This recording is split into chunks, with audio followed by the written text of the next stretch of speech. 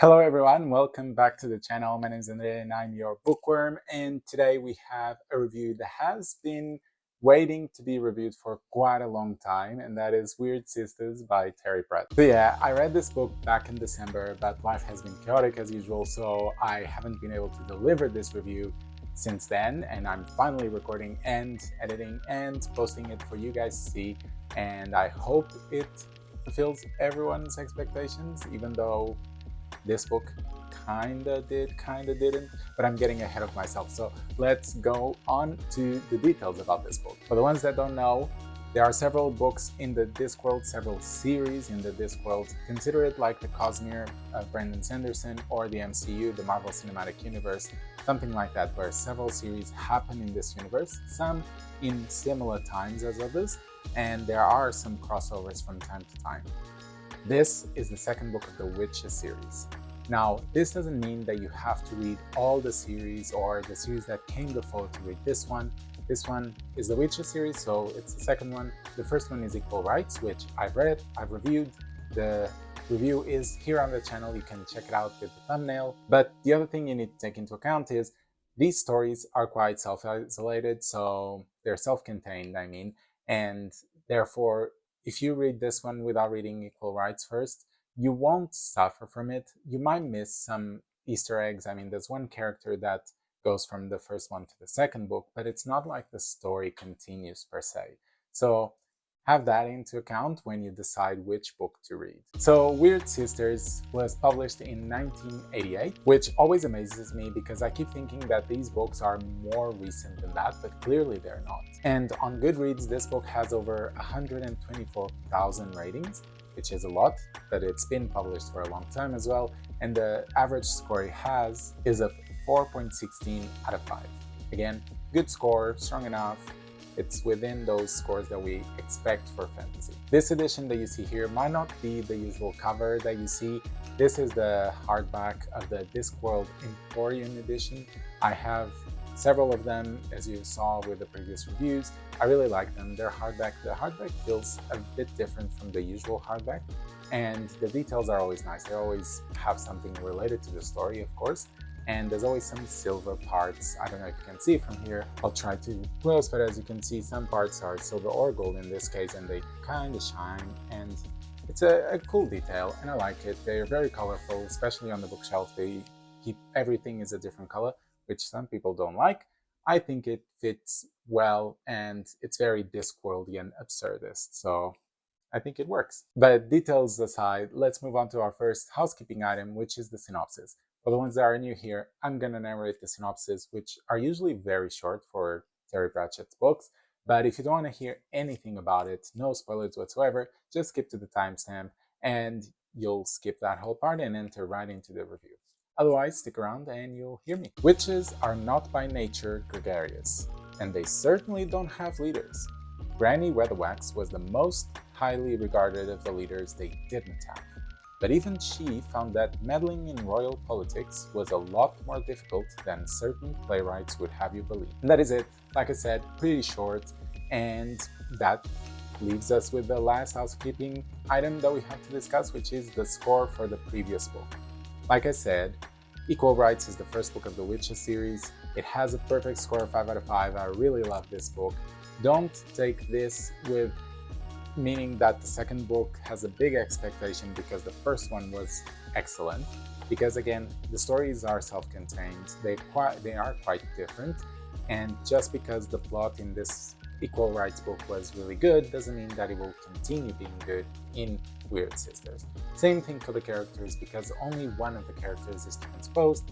But even then, I decided to keep the scores here so you can have a look, see if that fits with your expectation or not, and we can see overall how the scores will progress across the series. But taking that into account, everything got a 5. It was really good. The themes were excellent in Equal Rights, and let's see if Weird Sisters was able to match it. Starting with plot, in this book we follow one main character, which is Granny Weatherwax, which is, like I said, from the previous book, Equal Rights. But this time around, she's accompanied by 2 other witches. One of them is Nanny Ogg, and the other one is Margaret Garlick. And they make a very reluctant coven, which is tasked with some important missions, or maybe not as important as we are led to believe. And at the same time, we also follow a ghost of a king who has just been murdered in the first couple of pages of the book. And as you can see just by this description, we're already in quite an adventure Terry Pratchett style.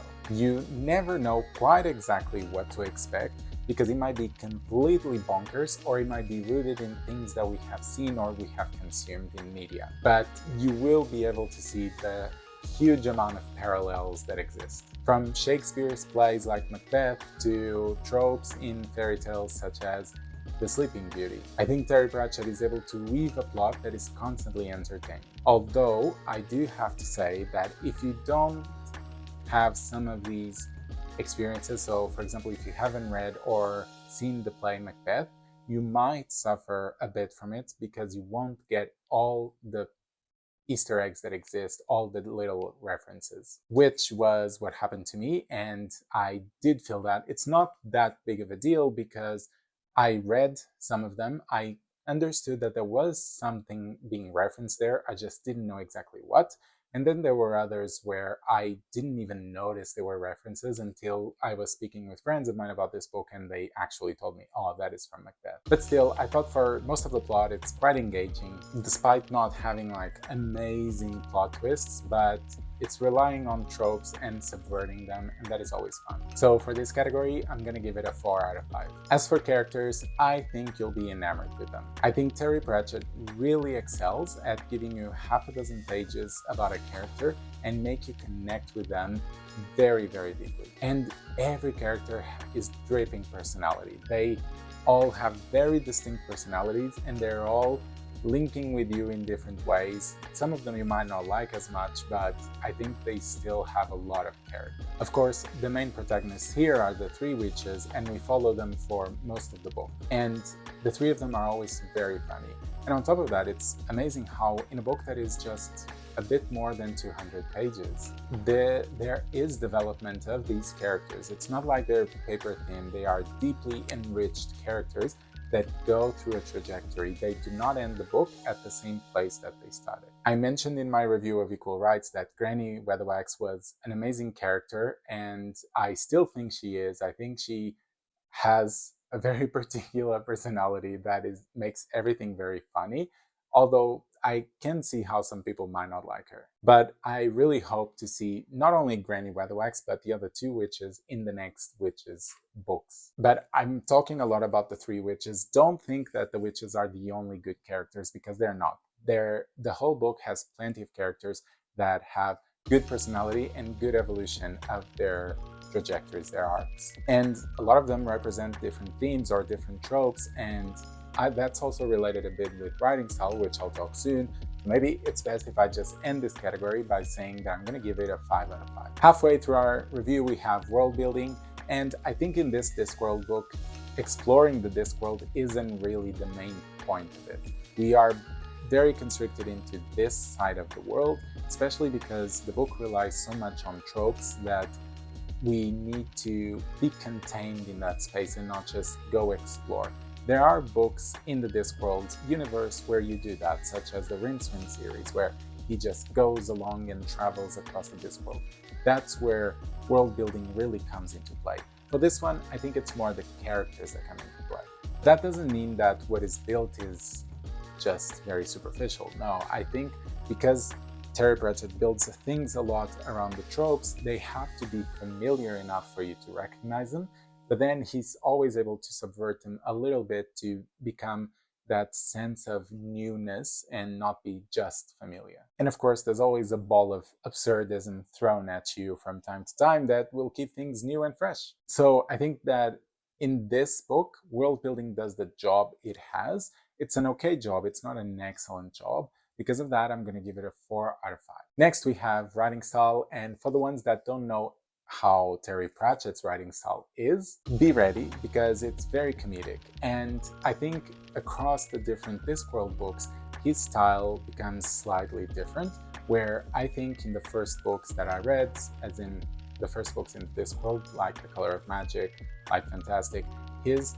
absurdism was more chaotic than it is as the series and the books progress. It becomes more witty, more not sarcastic, but he definitely introduces more intelligence into his absurdism to make people think as the random things occur. As for its prose, it's simple. It goes direct to the point, even though the way it does, it might be strange for you, but it definitely delivers the information that you need to know. And I think he does it in an amazing way because it will make you laugh, but at the same time, it will make you actually think about the themes that are being spoken of, and sometimes even put you in perspectives that you never had or you always thought they would be wrong. So I think Terry Pratchett excels also in that sense. And I think on top of that, we have the way that Terry Pratchett layers the tropes and how he uses them to, again, show these themes and make conversations start, but also as a tool to keep you expecting one thing because you see the trope, you know how the trope works, and then he suddenly changes it and it's a new perspective and you feel like it's something completely new. But it's not that every single trope or every single reference is one of these. I think some of them are just little Easter eggs for you to enjoy as you read and think, haha, I can detect this, I know what he did there, such as a Sleeping Beauty part of the story where the witches talk about a certain witch that turned the castle with a lot of thorns and everything.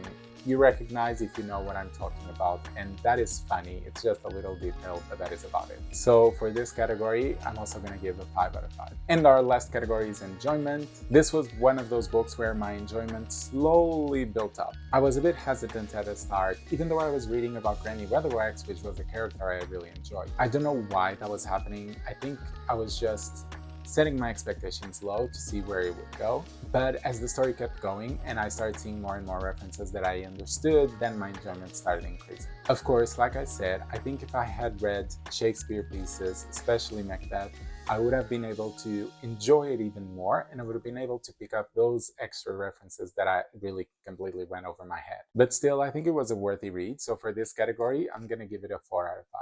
And so we end our review. Just as a refresher, we have 4 for plot, 5 for characters, 4 for world building, 5 for writing style, and 4 for enjoyment.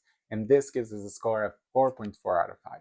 So as you can see, like I said, it's a decrease from the first book, but that doesn't mean much because it's not that the series is losing potential, it's just that this story didn't align as much with me as Equal Rights. But I still think it's an amazing book.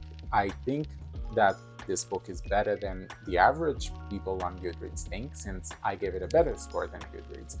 But yeah, take that into account that it might not be as funny, especially if you don't get all the references. But still, great book. I would definitely recommend it for experienced readers of Terry Pratchett. I would not recommend it for a first reader. I think that would be a mistake because not only people would be very lost in all the references, but I also think it's not the best that Terry Pratchett has to offer.